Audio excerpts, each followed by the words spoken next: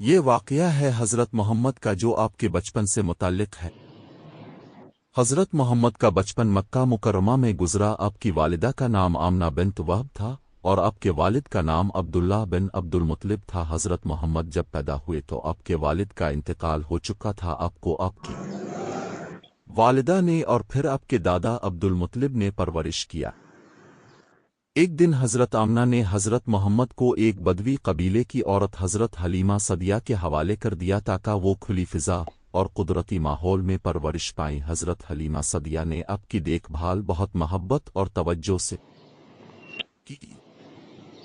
ایک دن جب حضرت محمد بچپن میں اپنے رضائی بھائیوں کے ساتھ کھیل رہے تھے، ایک واقعہ پیش آیا جسے عشق صدر کے نام سے جانا جاتا ہے۔ دو فرشتے آئے اور انہوں نے حضرت محمد کا سینہ مبارک چاک کر کے آپ کے دل کو صاف کیا اور اس میں ایمان اور حکمت ڈال دی۔ یہ واقعہ حضرت حلیمہ اور ان کے خاندان کو بہت حیران کن لگا۔